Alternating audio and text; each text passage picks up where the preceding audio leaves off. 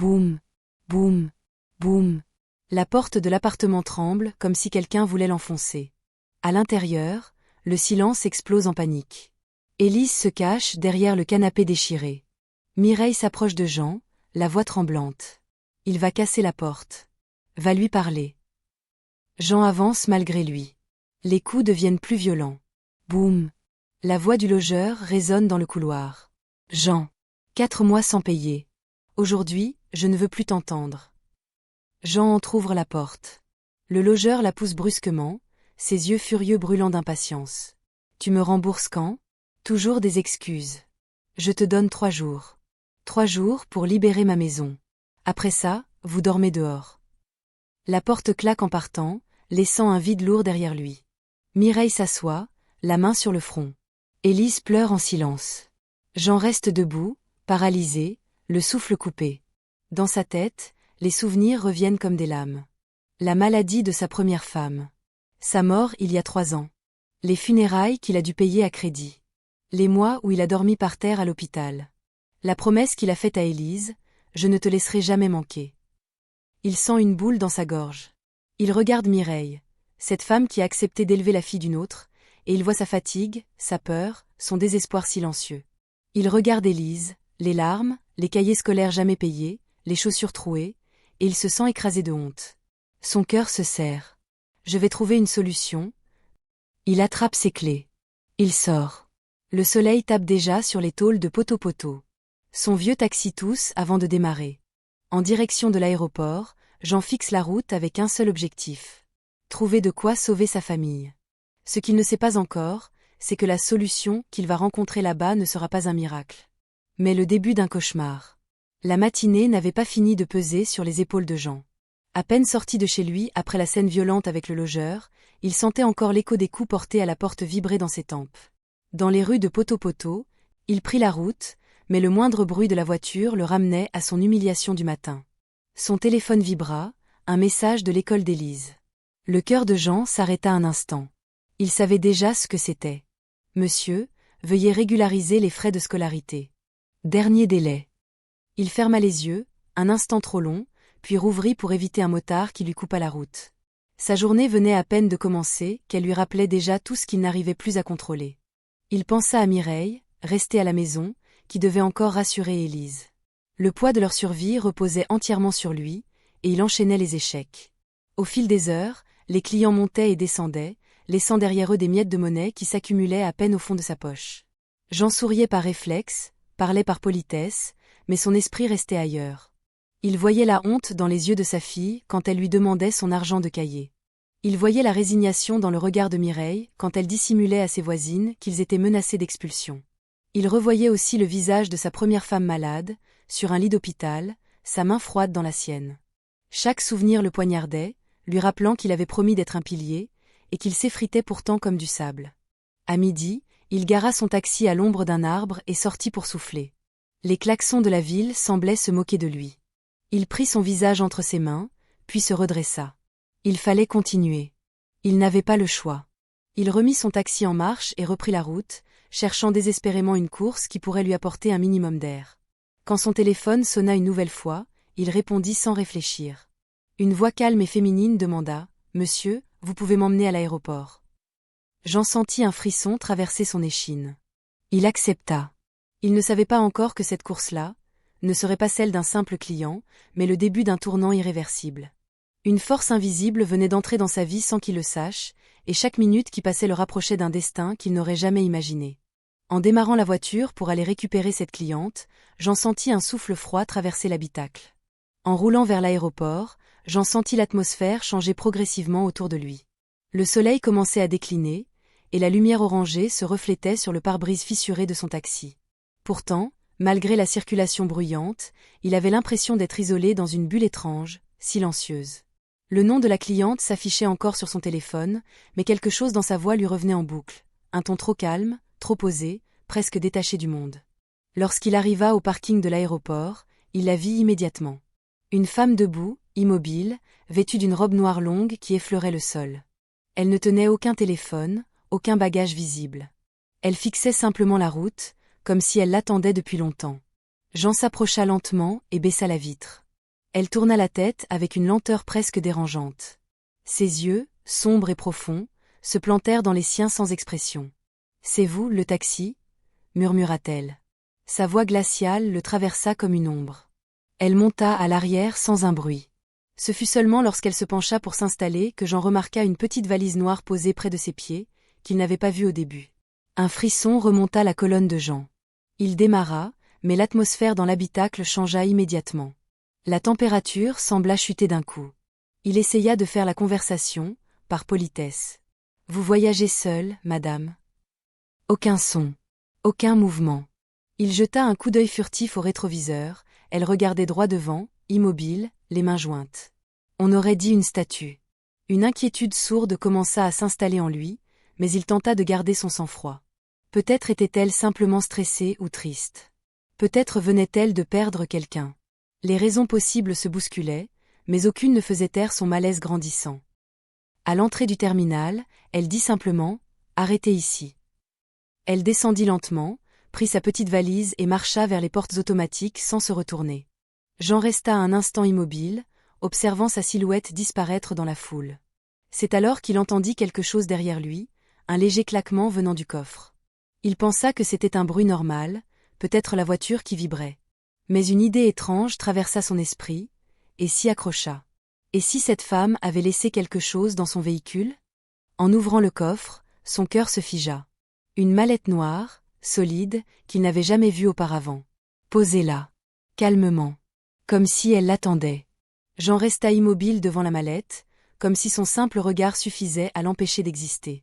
Le vent du soir soulevait la poussière du parking de l'aéroport, mais tout semblait soudain silencieux autour de lui.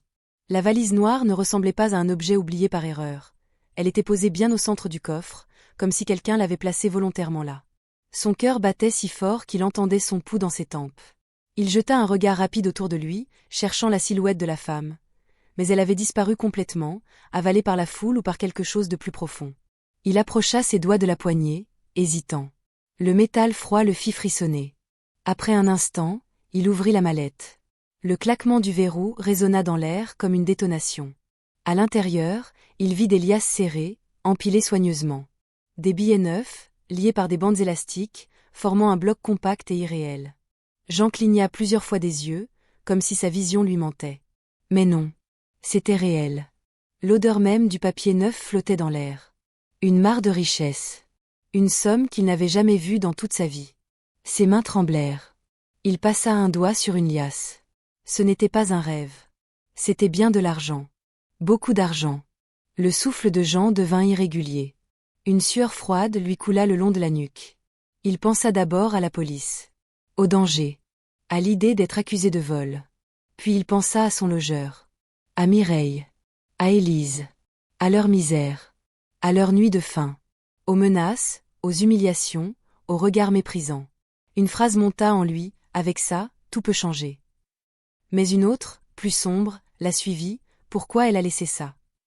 Son esprit oscillait entre la panique et la fascination. Il voulait fermer la mallette, la jeter, l'oublier. Mais ses mains restaient accrochées à la poignée, incapables de la lâcher. Au bout d'une longue minute, il referma la mallette d'un geste brusque. Il la prit dans ses bras, la posa sur le siège arrière du taxi et s'assit au volant. Sa respiration était instable. Il tapota nerveusement le volant, comme pour se convaincre qu'il n'était pas en train de commettre l'erreur de sa vie. Mais quelque chose l'empêchait de retourner au terminal. Quelque chose lui disait que cette femme n'allait pas revenir. Ou pire, qu'elle ne pouvait plus revenir. L'idée même le paralysa. Il démarra, lentement, quittant l'aéroport avec la mallette derrière lui. Chaque feu rouge lui donnait l'impression d'être observé. Chaque passant, une menace. Chaque bruit dans la voiture, un avertissement. Arrivé à quelques kilomètres, son téléphone vibra. C'était Mireille. Son cœur se serra. Elle demanda simplement « Tu rentres quand ?»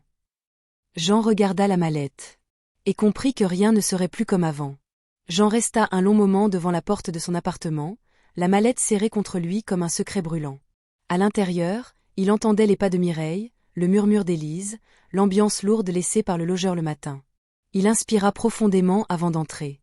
Dès qu'il ouvrit la porte, Mireille s'approcha, inquiète. Elle remarqua la mallette immédiatement. « Jean, c'est quoi ça ?» demanda-t-elle d'une voix tendue. Il posa la mallette au sol, l'ouvrit, et le salon sembla se figer. Mireille écarquilla les yeux, mit sa main sur sa bouche.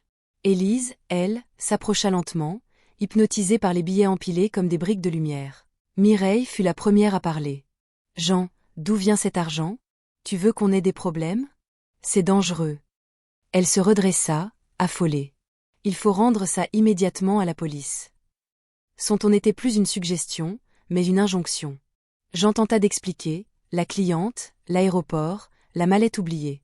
Mireille l'interrompit brusquement, « On ne garde pas ce qui ne nous appartient pas. Tu veux finir en prison?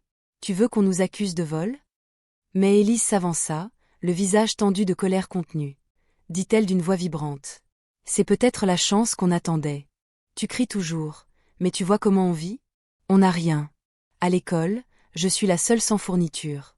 Tu veux qu'on reste pauvre pour toujours? » Les mots de la petite frappèrent Jean en plein cœur.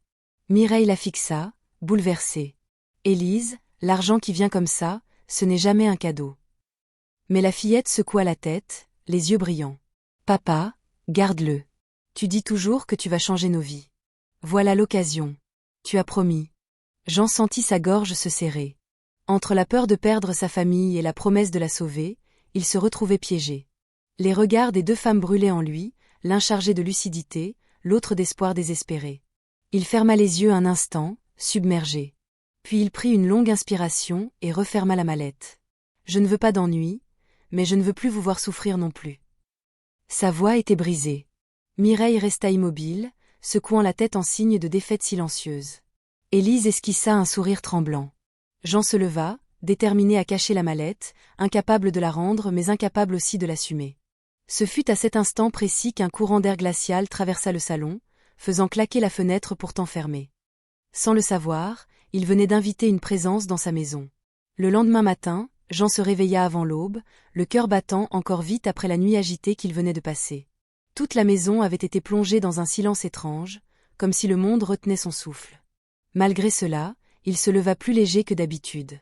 Il se rappela la mallette cachée sous le lit, et une lueur d'espoir traversa son esprit. Cette journée pouvait enfin être différente.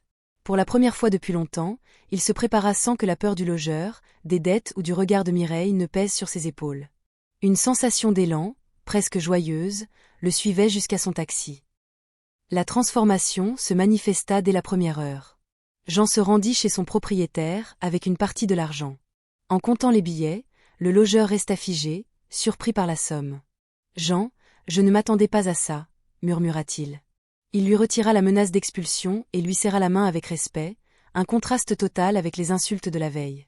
Jean, soulagé, sentit un poids énorme s'envoler. Ensuite, il passa chez l'école d'Élise et régla les frais en retard. La secrétaire lui adressa un sourire inhabituel. « Votre fille peut revenir en classe sans problème. » Ces mots firent vibrer son cœur. Avec chaque dette qu'il effaçait, Jean avait l'impression de renaître. Mais derrière le soulagement, une étrange sensation persistait. Jean savait que cet argent n'était pas normal. Il se surprit plusieurs fois à regarder autour de lui, comme si quelqu'un l'observait. Pourtant, les résultats étaient là. Les portes s'ouvraient, les problèmes disparaissaient, la vie semblait enfin répondre à ses prières. Même Mireille, malgré ses hésitations, sembla respirer un peu mieux en le voyant ramener des provisions, payer les factures et remplir le frigo vide. Élise, elle, ne cessait de lui répéter « Papa, tu vois ? Je t'avais dit que c'était une bénédiction. » Jean souriait, mais au fond de lui une inquiétude tapissait toujours son esprit. C'est dans cette euphorie fragile qu'il prit une décision importante, améliorer complètement leur vie. Il passa voir un vendeur de véhicules et utilisa une autre partie de la mallette pour acheter une voiture neuve, une Mercedes GLE verte. En signant les papiers, il sentit un mélange étrange d'excitation et de vertige. Jamais il n'aurait imaginé conduire un tel bijou. Une part de lui savait que tout cela allait trop vite, mais une autre murmurait que sa famille méritait ce bonheur, même s'il n'en comprenait pas le prix. Le soir venu, lorsqu'il gara la Mercedes devant l'immeuble, les voisins sortirent, ébahis. Mireille resta bouche bée en voyant la voiture. Élise sauta dans ses bras, heureuse. Jean se sentit enfin respecté, enfin reconnu. Pourtant, au moment où il coupa le moteur, un souffle étrange passa derrière son oreille, comme un murmure invisible. Il se retourna brusquement, mais il n'y avait personne. L'ascension venait de commencer. La Mercedes GLE devint rapidement un symbole de renaissance pour Jean et sa famille. En roulant dans les rues de Brazzaville, il remarquait les regards émerveillés, les salutations, les « Papa Jean » criés avec admiration. Pourtant, à chaque fois qu'il croisait son reflet dans le rétroviseur, il ressentait un léger vertige, comme si l'homme qu'il voyait n'était plus tout à fait lui. Les premiers jours, il tenta d'ignorer ce sentiment étrange. L'odeur du cuir neuf, la puissance du moteur, la musique qui vibrait dans l'habitacle, tout cela donnait l'impression d'un rêve devenu tangible. Mais derrière ce rêve, une ombre persistait, silencieuse et invisible. Quelques semaines plus tard, Jean prit une grande décision, quitter définitivement leur petit appartement de poteau-poteau et offrir à sa famille une vie digne. Avec une autre partie de l'argent, il loua puis acheta une maison moderne à Bakongo. La première fois qu'ils franchirent le portail, Élise eut les yeux brillants. « Papa, c'est vraiment à nous ?» demanda-t-elle en touchant les murs comme si elle avait peur qu'ils disparaissent. Mireille, émue malgré ses réserves, resta un long moment à observer le salon spacieux, les fenêtres, les meubles flambant neufs. La maison semblait respirer le confort, la réussite, la stabilité. Jean sentit une fierté profonde gonfler dans sa poitrine. Malgré tout, un doute continuait de murmurer à l'intérieur de Jean. À chaque pièce visitée, il se demandait si cette maison allait réellement leur apporter la paix ou masquer un piège plus grand. Mais en voyant sa famille heureuse, il chassa ses inquiétudes. Il investit ensuite dans une petite entreprise de yaourt artisanal, utilisant le reste de l'argent pour acheter les premières machines, louer un local et embaucher 2 jeunes du quartier. Les affaires démarrèrent rapidement. Les clients affluaient, séduits par la qualité des produits. Jean découvrait une nouvelle facette de lui-même, un homme capable de réussir, de créer, de diriger. Ce changement flatterait n'importe qui. Avec cette ascension fulgurante, le sourire de Mireille revint doucement. Elle préparait la maison, décorait, invitait même certaines voisines. Élise, elle, entra à l'école Saint-Exupéry grâce au paiement immédiat de toutes les années en retard. Chaque matin, lorsqu'il la déposait devant le portail dans la Mercedes, il voyait dans ses yeux une fierté qu'il n'avait jamais vue. Jean se laissait convaincre que tout cela était enfin la récompense de ses souffrances. Pourtant, le soir, lorsqu'il se retrouvait seul dans le salon, une sensation étrange l'étreignait. Comme si la maison respirait trop profondément. Comme si un regard invisible suivait chacun de ses mouvements. Un soir, alors qu'il verrouillait la porte principale, il entendit un pas léger derrière lui. Il se retourna, prêt à gronder Élise, mais le couloir était complètement vide. Un frisson le traversa. L'ombre venait d'entrer dans leur vie. La première nuit où tout bascula, Jean se réveilla en sursaut, le cœur battant à toute vitesse. Il avait entendu un bruit sec, comme si quelqu'un venait de fermer une porte de l'intérieur. Il se redressa dans le lit, tendit l'oreille, mais le silence reprit sa place dans la maison. À côté de lui, Mireille dormait profondément. Il se leva, enfilant un t-shirt, et avança dans le couloir sombre. Chaque pas faisait grincer le parquet, pourtant il avait la sensation que d'autres pas l'entouraient, invisibles, silencieux, oppressants. Une étrange sensation glacée parcourut son dos, comme une présence qui le frôlait. Il ouvrit la porte du salon et sursauta violemment. La télévision était allumée, sans son, sur un écran complètement neigeux. Pourtant, il savait l'avoir éteinte avant d'aller se coucher. Il s'approcha pour vérifier, puis un bruit sec retentit derrière lui, la porte d'entrée venait de se déverrouiller toute seule. Jean sentit ses jambes trembler. Il la referma immédiatement et tourna la clé, mais quelques secondes plus tard, la poignée se mit à bouger comme si quelqu'un essayait d'entrer doucement, méthodiquement. Il recula, le souffle coupé. Lorsqu'il regarda par l'œilleton, il n'y avait personne. Rien que le couloir sombre et silencieux de Bakongo. Le lendemain matin, Jean tenta d'oublier. Il se dit qu'il était fatigué, que son imagination lui jouait des tours. Pourtant, la boule d'angoisse dans son ventre refusait de disparaître. Il partit au travail en conduisant la Mercedes GLE. À peine arrivé sur l'avenue principale, la radio s'alluma toute seule, puis s'éteignit. Les vitres tremblèrent légèrement. À un feu rouge, il sentit une présence derrière lui. Lorsqu'il se retourna brusquement, le siège arrière était vide. Il inspira profondément, essaya de se calmer. « C'est le stress, c'est juste le stress », murmura-t-il, mais même ses propres mots ne le convainquirent pas. En rentrant le soir, Mireille l'accueillit avec un air inquiet. « Jean, tu as remarqué quelque chose d'étrange dans la maison ?» Il la fixa, surpris. Elle baissa la voix. « Aujourd'hui, j'ai retrouvé la fenêtre de la chambre ouverte alors que je l'avais fermée. Et j'ai entendu Élise parler dans le couloir, mais quand je suis sortie, elle n'était pas là. » Jean sentit son ventre se nouer. Ils échangèrent un regard lourd, celui de 2 adultes qui savent qu'il se passe quelque chose qu'ils n'arrivent pas à nommer. Cette nuit-là, la tension monta d'un cran. Jean se réveilla une nouvelle fois, mais cette fois, il n'était pas seul. Au bout du lit, une silhouette semblait se tenir debout, immobile, presque transparente dans l'ombre. Il cligna des yeux, le cœur au bord de l'explosion. La silhouette disparut. Il se leva d'un bond, alluma toutes les lumières, mais ne vit rien. Rien.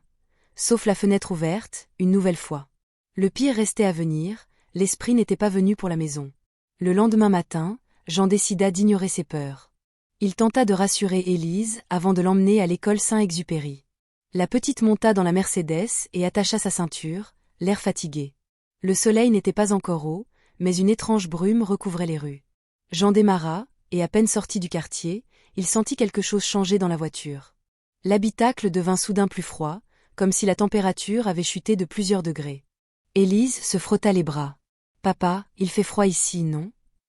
Jean voulut répondre, mais sa voix resta coincée. L'atmosphère se contractait autour d'eux. En arrivant à un carrefour, il jeta un coup d'œil au rétroviseur, et son sang se glaça.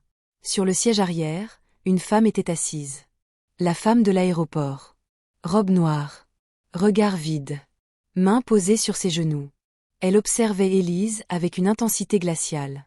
Jean tressaillit, se retourna immédiatement, mais le siège était vide.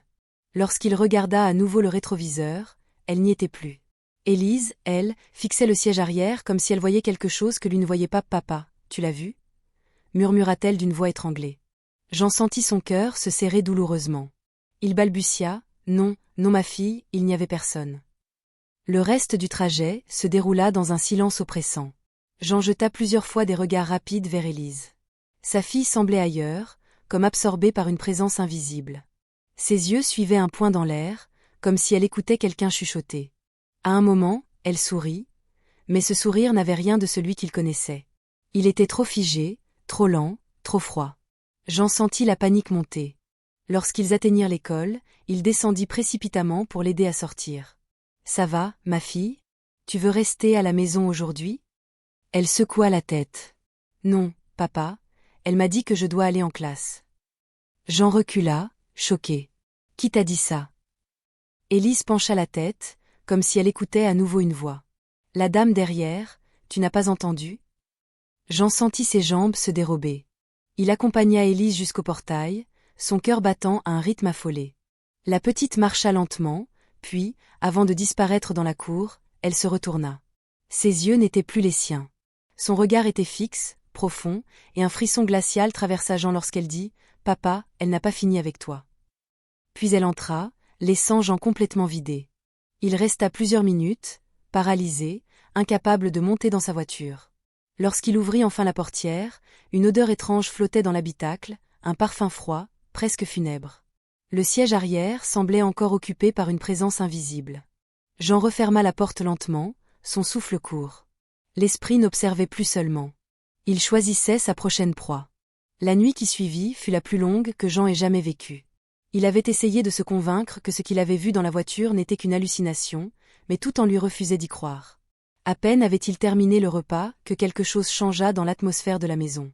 L'air devint lourd, étouffant, comme si une présence invisible prenait toute la place. Élise, assise à table, arrêta brusquement de manger et leva la tête. Ses yeux fixèrent un point au-dessus de Jean, un point qui n'existait pas. « Ce papa, elle est encore là, » murmura-t-elle. Jean sentit la chair de ses bras se hérisser. Quelques minutes plus tard, Élise se leva soudainement et se mit à marcher dans le couloir d'une démarche étrange, les bras ballants, la tête légèrement penchée. Mireille accourut pour la retenir, mais la fillette la repoussa avec une force inhabituelle. « Ne la touche pas !» hurla Élise d'une voix qui ne lui appartenait pas.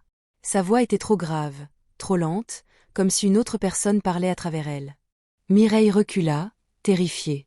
Jean tenta de s'approcher, mais Élise tourna subitement vers lui un regard si froid et si profond qu'il s'immobilisa. Il n'avait jamais vu ce regard sur le visage de sa propre fille. Jean se sentit soudain écrasé sous le poids de la peur. Il comprit que ce n'était plus une question de maison ou de voiture. L'esprit avait trouvé un point d'entrée, Élise. Mireille, tremblante, murmura « Jean, qu'est-ce que tu as ramené dans cette maison ? Qu'est-ce que tu nous as caché ?» Le cœur de Jean se serra. Les mots d'Élise résonnaient encore en lui, « Elle n'a pas fini avec toi. » Il sentit sa culpabilité le ronger. Il aurait dû écouter Mireille. Il aurait dû rendre l'argent. Mais maintenant, il était trop tard pour regretter. L'esprit était déjà installé dans leur vie, et dans leur fille. Jean décida alors de reprendre le contrôle. Il s'avança lentement vers Élise, ignorant la peur qui déchirait son ventre. « Ma fille, viens avec papa, murmura-t-il. Élise cligna des yeux, comme si elle se battait contre quelque chose en elle. Mais quelques secondes plus tard, elle tomba brusquement en avant, inconsciente. Mireille hurla. Jean la prit dans ses bras, paniqué. Son corps était froid, trop froid pour être normal. Il la posa sur le canapé, tenta de la réveiller, mais rien ne changeait. Le silence qui suivit était lourd, glaçant, presque sacré. Mireille, en larmes, supplia Jean, « Dis-moi la vérité. Qu'est-ce que tu as fait? Cet argent, d'où il vient vraiment ?» Jean trembla. Il savait que le moment était arrivé. Il devait tout révéler. Il raconta l'aéroport, la femme, la mallette. Mireille resta sidérée, horrifiée. Elle murmura, « Jean, cette femme n'était pas vivante. Tu ne comprends pas?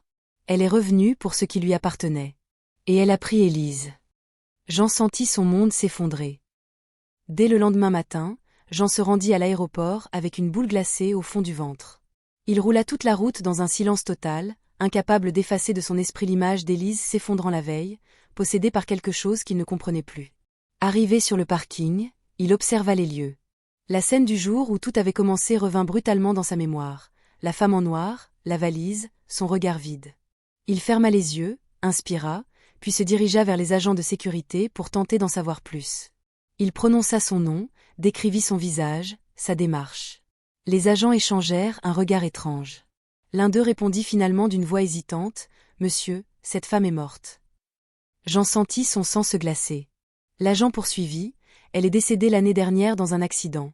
Juste ici, devant le terminal. Elle transportait de l'argent destiné à des personnes dangereuses. On n'a jamais retrouvé sa mallette. » Jean recula d'un pas, les jambes soudain incapables de le porter. Les mots de l'agent tombaient comme des pierres dans son esprit. Beaucoup disent qu'on la voit encore, la nuit surtout. Certains agents ont même quitté leur poste. Il regarda Jean droit dans les yeux. « Monsieur, ce que vous avez vu, ce n'était pas une cliente. C'était une apparition. » Jean sentit son souffle s'éteindre. Toutes les pièces du puzzle s'alignèrent dans son esprit. La disparition soudaine de la femme, la mallette posée comme un piège, la présence glaciale dans sa maison, Élise qui parlait à quelqu'un que personne ne pouvait voir. Il comprit qu'il n'avait jamais été choisi par hasard. Il avait été ciblé. L'esprit de cette femme avait suivi la mallette, et la mallette avait suivi Jean. Il n'avait pas trouvé l'argent, c'est l'argent qu'il avait trouvé. Et maintenant, il payait le prix. Terrifié mais déterminé, il décida de tout faire pour protéger sa fille. Il retourna précipitamment à sa voiture et prit la route vers Bakongo. En chemin, il appela un vieil ami d'enfance, un homme réputé pour connaître les choses spirituelles. Son ami l'écouta en silence, puis répondit, « Jean, tu as mis ta main là où personne ne doit toucher. Cet esprit n'est pas perdu, il est en colère. Elle veut récupérer ce qui lui appartient. Et si tu n'agis pas vite, elle va prendre plus qu'Élise. » Les mots résonnèrent dans la tête de Jean comme des coups de marteau. Lorsqu'il arriva devant sa maison, il sentit immédiatement que quelque chose n'allait pas. Les lumières tremblaient à l'intérieur. La porte vibrait comme si quelqu'un la poussait de l'intérieur. Une peur immense lui traversa la poitrine. Il entra en courant. Mireille était par terre, en larmes. Élise, elle, se tenait debout au milieu du salon, immobile, les yeux complètement vides. L'esprit n'était plus seulement présent. Il était chez lui. Les jours qui suivirent furent un gouffre. Jean voyait sa famille sombrer et sa vie se fissurer sous ses yeux sans pouvoir rien contrôler. Tout commença par l'entreprise de yaourt. Un matin, il reçut un appel paniqué d'un employé. « Patron, viens vite, les machines ne marchent plus. » Jean accourut. Certaines machines étaient renversées, d'autres cassées comme si une force invisible s'était acharnée dessus. Les produits déjà préparés avaient tourné pendant la nuit, leur odeur infecte envahissant tout le local. Pourtant, la veille, tout fonctionnait parfaitement. Les pertes financières étaient immenses, mais ce n'était que le début. Le soir même, Jean essaya de transférer de l'argent pour acheter de nouvelles machines. Son compte affichait une erreur étrange.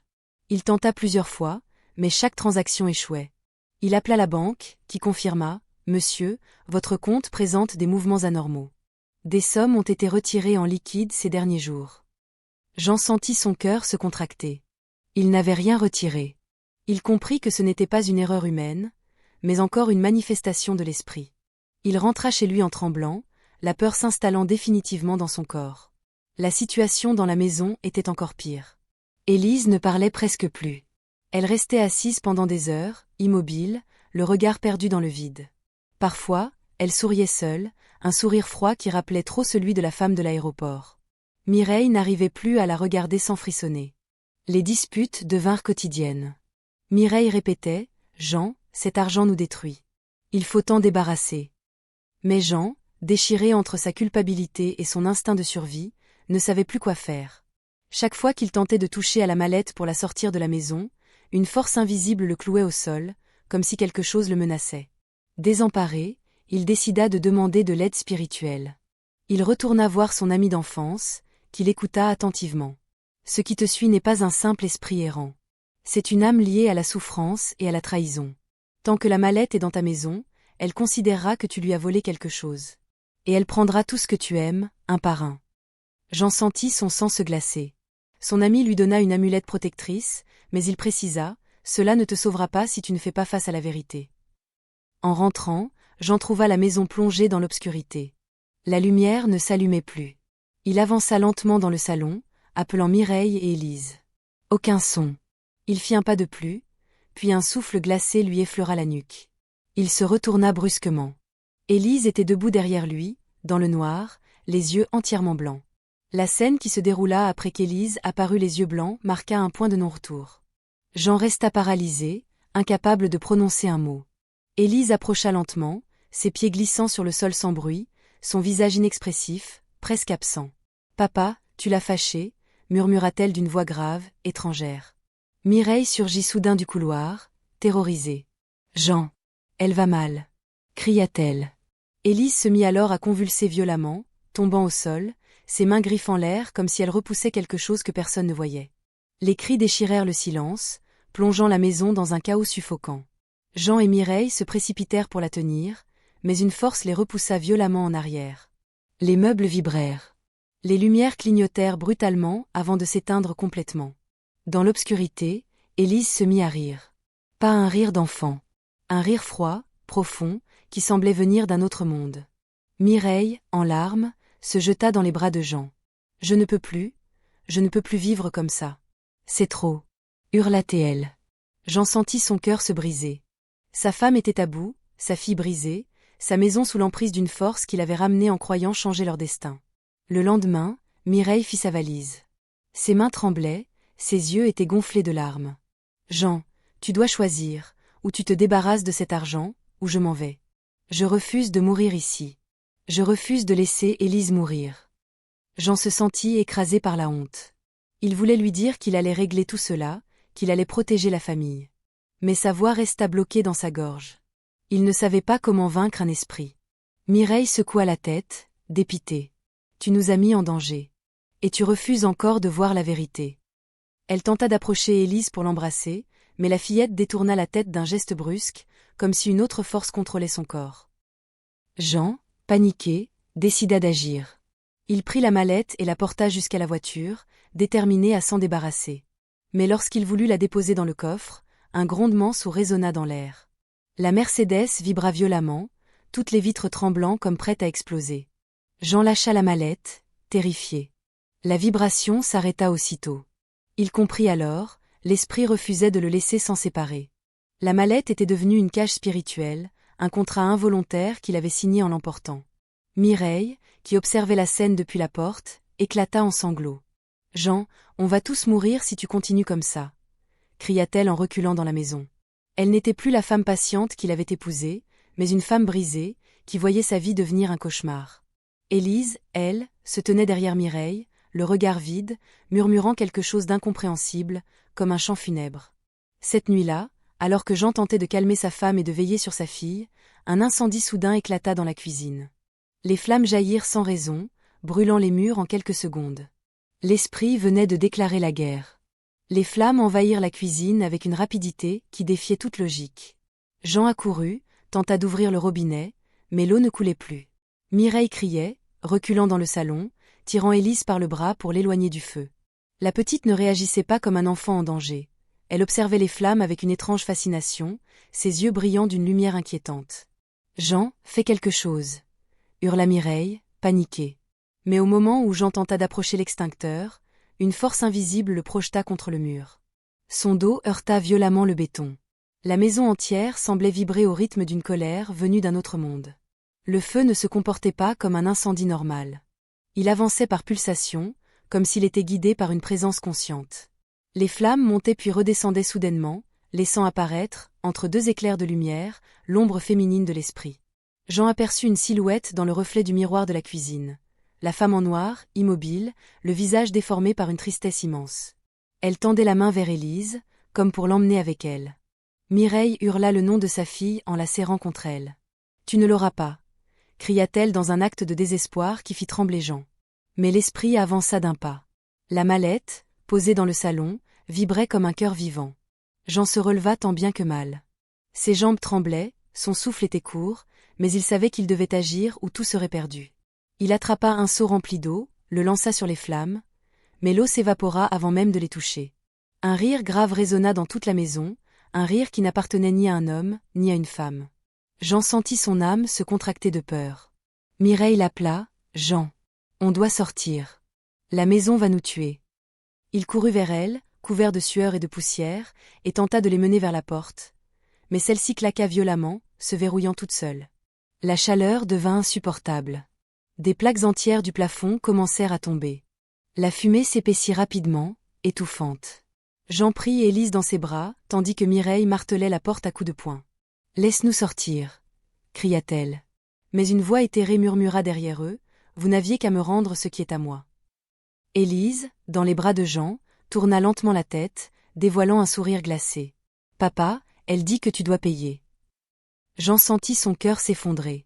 Il repoussa l'esprit de toutes ses forces et continua de se battre contre la porte. Il finit par ramasser un tabouret et frappa la serrure de toutes ses forces. Au troisième coup, la porte céda enfin. Ils sortirent précipitamment, haletants, pendant que des pans entiers de la maison prenaient feu derrière eux. Les voisins accoururent, horrifiés, appelant de l'aide. Jean, les mains tremblantes, regarda sa maison brûler sous ses yeux, incapable de parler.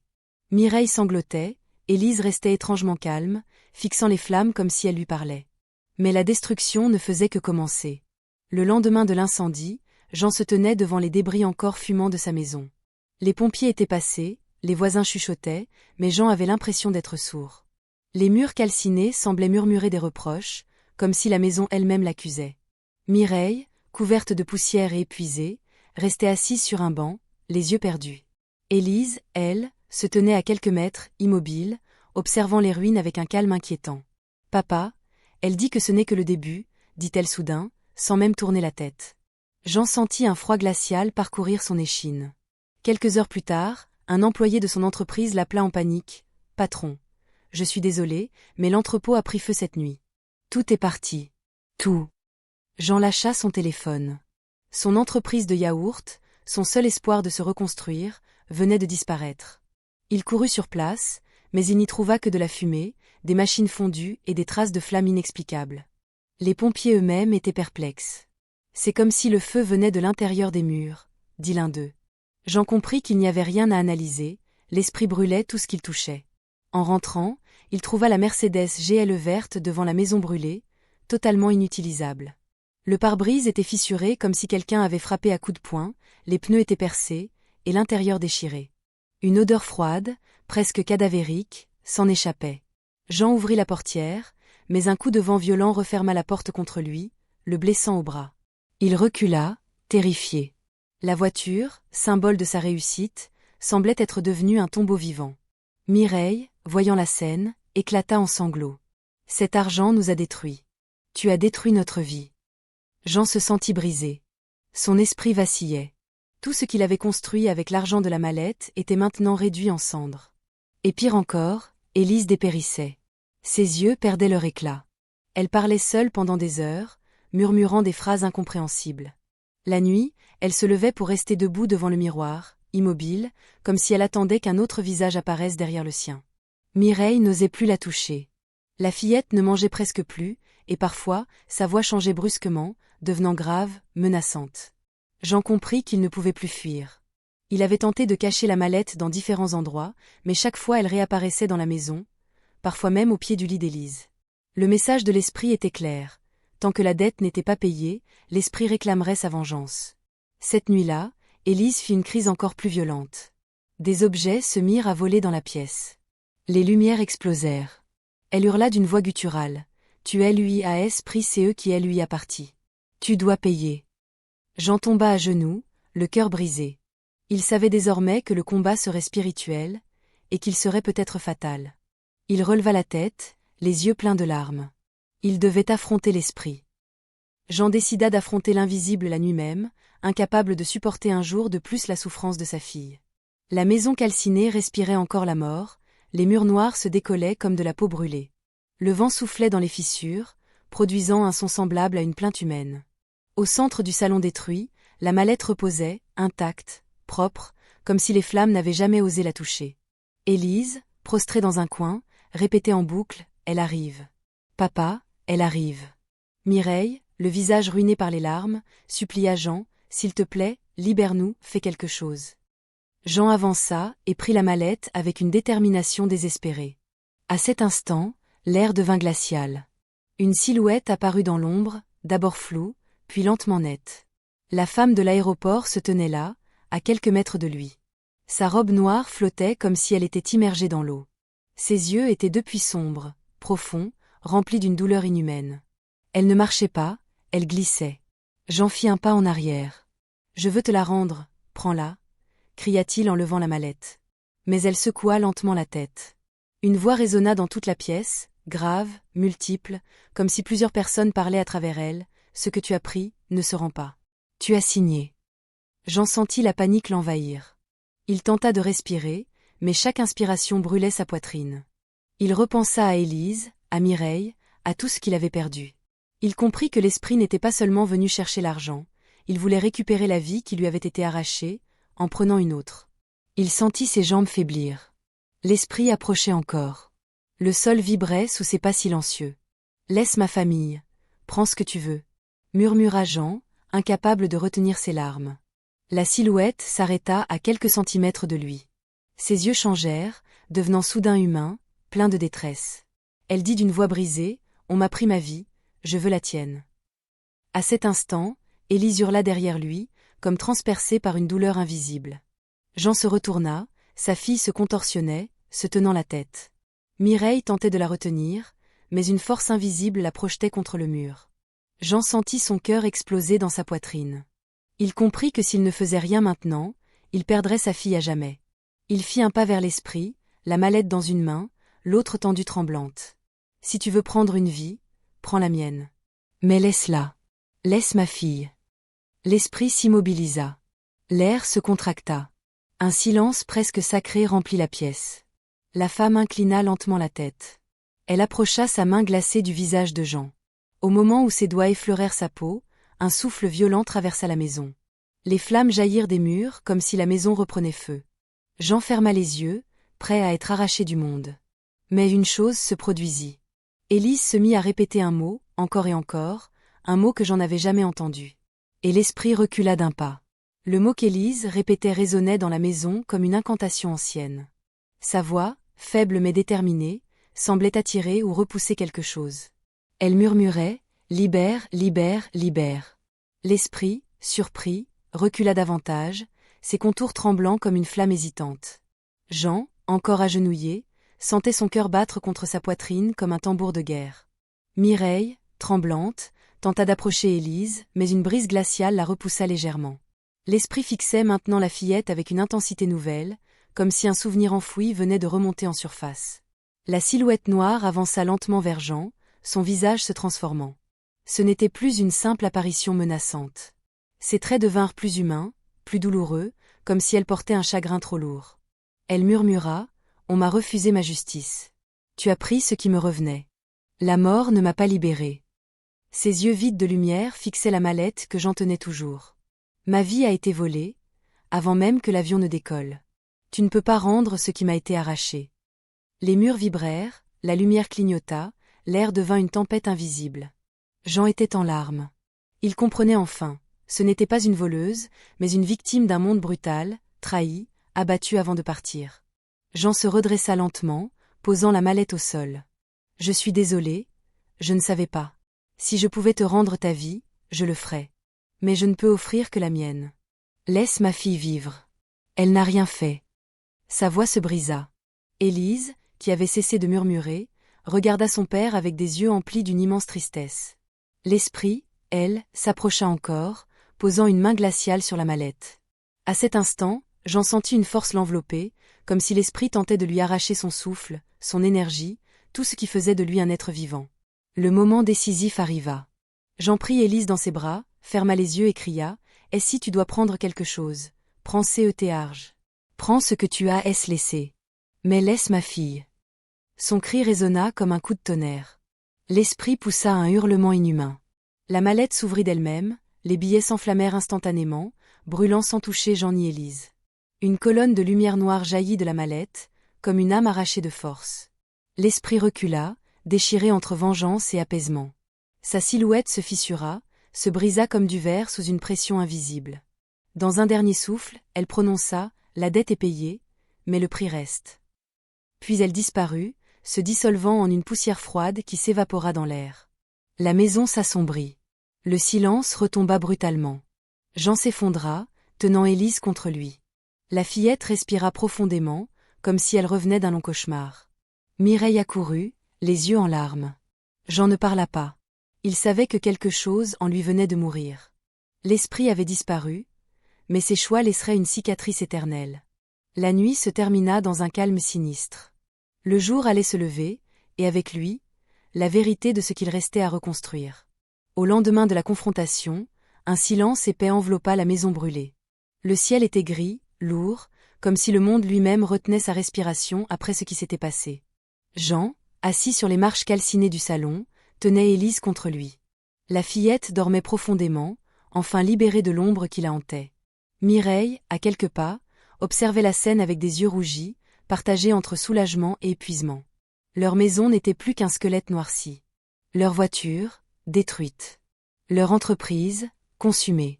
Leur vie d'avant, effacée comme une trace sur le sable. Jean ne disait rien. Il regardait ses mains, tremblantes, tachées de suie, et de regret. Il savait qu'il venait de survivre à une bataille qui dépassait les hommes. Une bataille qu'il n'aurait jamais dû provoquer. Dans son cœur, il répétait le même aveu, « J'ai failli perdre ma fille pour avoir touché à ce qui ne m'appartenait pas ». L'esprit avait disparu, mais ce qu'il avait vu, ses yeux pleins de douleur, ses flammes guidées par la vengeance, cette mallette qui brûlait comme une âme fauchée, tout cela resterait gravé en lui à jamais. Mireille s'assit à ses côtés. Elle posa une main tremblante sur son épaule. Pour la première fois depuis des semaines, Jean sentit une chaleur humaine. Ils restèrent là, en silence, à écouter le souffle doux d'Élise. Il n'y avait pas de victoire. Il n'y avait que la survie. La vie ne leur avait laissé qu'un choix, recommencer à zéro. Jean leva les yeux vers le ciel et comprit enfin la vérité que l'esprit avait tenté d'imposer par la force. Tout ce qui brille dans les ténèbres porte un prix que personne ne peut payer sans tout perdre. On ne peut pas construire une vie sur l'argent de la souffrance. On ne peut pas forcer la chance lorsqu'elle vient de l'invisible. Et surtout, on ne peut jamais défier une âme qui réclame justice. Il se leva, prit Élise dans ses bras, et regarda Mireille.